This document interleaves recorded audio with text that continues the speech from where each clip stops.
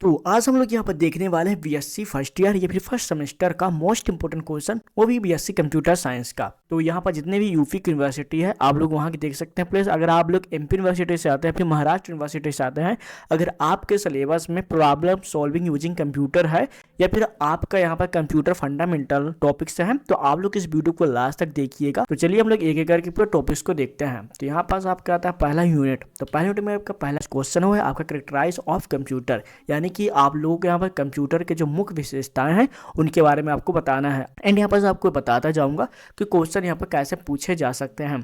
तो जैसे यहाँ पास आपके आता है कंप्यूटर की विशेषताएं, तो मोस्ट इंपोर्टेंट है, तो आप लोग इनको थोड़ा सा देख लीजिएगा क्योंकि इनके अंदर से क्वेश्चन जरूर बनेगा। फिर इसके बाद फिर आपका आता है दूसरा क्वेश्चन जिससे हम लोग कहते हैं explain the various use of computer in different fields, यानी कि यहाँ पास बताना है कि आपके जो अलग अलग जो क्षेत्र हैं उनमें कंप्यूटर कैसे उपयोग किया जाता है। जैसे कि बहुत से हाइब्रिड कंप्यूटर होते हैं, एलोंग कंप्यूटर होते हैं, अगर हॉस्पिटल में गए होंगे तो वहाँ पे कंप्यूटर यूज किया जाता है, लेकिन वो बहुत अलग अलग तरीके कंप्यूटर होते हैं। बस हम बढ़ेंगे अपने अगले टॉपिक्स में। और यहाँ पर जो इंग्लिश मीडियम वाले होंगे आप लोग यहाँ पर इंग्लिश में क्वेश्चन देख लीजिएगा, और जो हिंदी मीडियम वाले होंगे वो हिंदी में क्वेश्चन यहाँ पर देख लीजिएगा। और वेरी मोस्ट इंपोर्टेंट है कि जनरेशन, क्योंकि आपके जो क्वेश्चन बनता है ये हमेशा जनरेशन से पूछा जाता है, तो आप लोग जनरेशन को भी पढ़ लीजिएगा जो कि वेरी इंपॉर्टेंट है। पहला जनरेशन था उसमें वैक्यूम ट्यूब की यूज किया गया था, सेकेंड में रजिस्टर हो गया, फिर सीपीयू हो गया, फिर मैग्नेट चिप हो गया। तो कुछ इस तरह के यहाँ पास आपसे जनरेशन बाई जनरेशन क्वेश्चन पूछे जा सकते हैं। पहले मिनट में केवल इतना क्वेश्चन रेडी करके चल दोगे तो आप में से पूरे क्वेश्चन में यही क्वेश्चन पूछे जाएंगे, तो आप लोग यहाँ पर टेंशन मत लीजिएगा। इसके बाद चलिए हम लोग और आगे बढ़ते हैं। तो दूसरे मिनट में आपका पहला क्वेश्चन आता है कई यूनिट, यानी उनके अंदर कौन कौन से यूनिट है, जैसे कि आपका एएलयू हो गया, सीपीयू हो गया, जो कि काफी ज्यादा इंपॉर्टेंट रहता है। और इसके बाद फिर आपके आता है सीपीयू। अगर आपके पास सीपीयू के बारे में पूछा जाएगा तो ये आपके केवल शॉर्ट आंसर टाइम में पूछ लिया जाएगा, तो आप लोग थोड़ा इनको भी ध्यान दीजिएगा। साथ में यहाँ पास जो इनके जो मेमोरी है, मेमोरी के अंदर जो आपका हायरार्की आता है, रजिस्टर आईयूएस होगा यानी कि इनपुट आउटपुट डिवाइस होगा, ये सब क्वेश्चन यहाँ पर पूछ लिया जाएगा। और आपसे डायरेक्ट मेमोरी के बारे में पूछ लिया जाएगा या फिर आपसे जो कंप्यूटर क्या क्या कार्य होता है उनके बारे में यहाँ पर पूछ लिया जाएगा। आप लोग मेरे इसी वीडियो के नीचे या फिर आप लोग एंड स्क्रीन में जाइएगा, इंपॉर्टेंट क्वेश्चन का सीरीज और भी देख सकते हैं हम, और भी यहाँ पर अपलोड करेंगे। फिर यहाँ पास आपके आता है प्रॉब्लम सॉल्विंग के बारे में पूछा गया है, जहाँ आपको प्रोग्रामिंग के बारे में आपको बताना पड़ेगा। ये आपके कंप्यूटर प्रोग्रामिंग में पढ़ने को मिल जाएगा। और यहाँ पर आपसे पूछा गया है कि जो कंप्यूटर के प्रोग्राम में कितने जो प्रॉब्लम आता है उनके बारे में आपको बताना है। कि यहाँ पर पूछा गया है प्रोग्राम में डबिंग के बारे में कि डबिंग क्या होता है, जो कि वेरी इंपॉर्टेंट है और ये क्वेश्चन आपके यूनिवर्सिटी में पूछ लिया जाएगा। तो आप लोग डबिंग से एक क्वेश्चन रेडी करके चाहिएगा। आपके दूसरे मिनट में केवल 5 ही क्वेश्चन हैं जो कि आपको यहाँ पर रेडी करने हैं। फिर इसके बाद फिर आपका आता है तीसरे मिनट। तो तीसरे मिनट के अंदर आपके वेरी इंपॉर्टेंट वो है आपका फ्लो चार्ट के बारे में।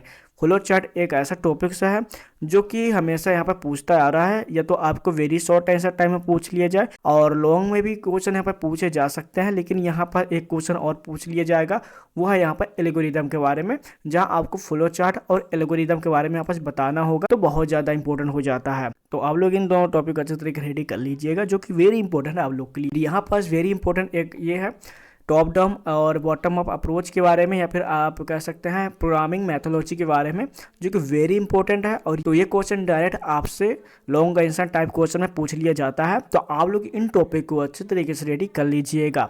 मैं उन्हीं क्वेश्चन को यहाँ पर दे रहा हूँ जो कि आप लोग के लिए इंपॉर्टेंट है। एंड यहाँ पास फिर आपको टॉप डाउन अप्रोच के बारे में यहाँ पर बताना है।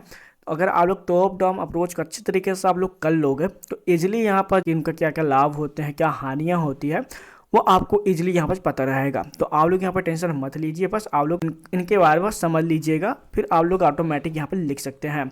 फिर चलिए हम लोग आगे बढ़ते हैं चौथे मिनट में। जो आपका चौथा मिनट है यहाँ से आपका पैथर्न स्टार्ट हो जाता है। तो आप लोग पैथर्न को, क्योंकि ये आप लोग के लिए थोड़ा सा डिफिकल्ट रह सकता है, पैथर्न क्या होते हैं, कौन से प्रोग्राम बनते हैं, कैसे इसको यूज किया जाता है, उसके बारे में यहाँ पर आपसे पूछ लिया जाएगा। फिर यहाँ पर आपके जो पैथर्न का जो प्रोग्राम है उनको उदाहरण प्रदान करें। पैथर्न के जो प्रोग्राम है उनको उदाहरण यहाँ पर बताना है कि किस तरह यहाँ पर क्या क्या बनते हैं। तो यहाँ पर थोड़ा बहुत प्रोग्राम भी लिखना पड़ सकता है, तो यहाँ पर इम्पोर्टेंट बन सकते हैं। तो आइटम हो गया, यहाँ पर आइडेंटिफायर हो गया और कीवर्ड हो गया। कि आइटम्स क्या होता है, आइडेंटिफायर क्या होता है, कीवर्ड क्या होते हैं पैथर्न के अंदर। आप लोग इनको पढ़ोगे तो ये आपके शॉर्ट आंसर टाइम में बहुत ज़्यादा चांस रहेंगे पूछने का।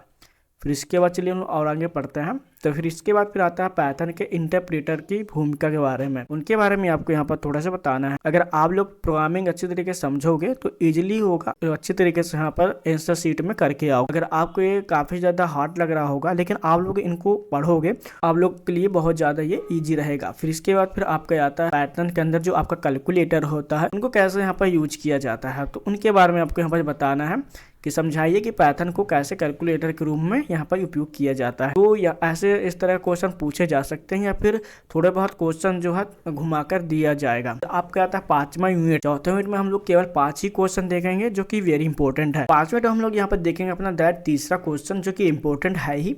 तो आप लोग यहाँ पर क्वेश्चन को देख लीजिए, वो है आपका स्ट्रिंग्स आप लोग अच्छी तरीके से कर लीजिएगा। स्ट्रिंग्स के अंदर आपसे केवल यहाँ पर परिभाषा पूछा गया है और इनका जो इंपॉर्टेंस है के बारे में यहाँ पर पूछ लिया गया है। तो आप लोग स्ट्रिंग्स से आप लोग इन क्वेश्चन को रेडी कर लीजिएगा। फिर यहाँ पास आपका आता है पाइथन के जो गणितीय ऑपरेटर की जो भूमिका है उनके बारे में आपके पास समझाना है, जो कि उतना खास नहीं है, लेकिन आप लोग स्ट्रिंग्स को आप लोग अच्छी तरीके से कर सकते हैं। का टर्नरी ऑपरेटर से क्वेश्चन यहाँ पर पूछा जाता है, जो कि आप लोग के लिए इंपॉर्टेंट है। टर्नरी से एक क्वेश्चन आपसे जरूर पूछ लिया जाएगा आपके 5वें यूनिट से।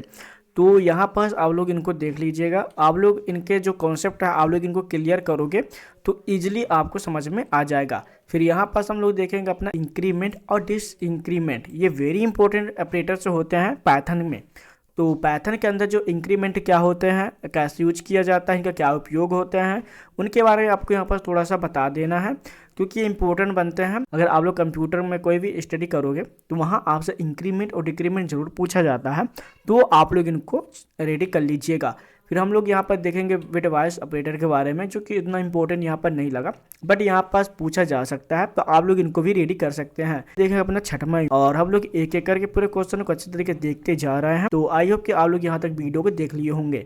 फिर हम लोग और आगे बढ़ते हैं। तो पाइथन यानी कि आपका जो 4था यूनिट है वहाँ से पूरा पाइथन स्टार्ट हुआ था, और यहाँ पर आपका जो 6वां यूनिट है वहाँ भी आपसे पाइथन के बारे में पूछा जाएगा। तो यहाँ पास भी जो पाइथन में इनपुट स्टेटमेंट का जो उद्देश्य होता है उनके बारे में बताना, प्लस आपको यहाँ पर उनका उदाहरण भी यहाँ पास बताते जाना है। एंड यहाँ पर जो पाइथन में थोड़ा बहुत प्रोग्रामिंग पूछ लिया जाता है कि जो प्रिंट फंक्शन है उनके बारे में बताना है कि कैसे काम करता है। और ये हर प्रोग्रामिंग में प्रिंट जो होता है काफ़ी ज़्यादा इंपॉर्टेंट है।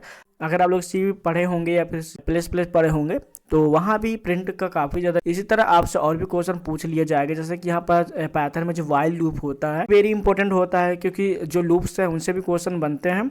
एंड इसके बाद फिर एक क्वेश्चन और आता है इफ एल्स की फॉल्स। अगर आप लोग इफ एल्स पढ़ेंगे तो ज़्यादातर यहाँ पर ट्रू और फॉल्स में आते हैं।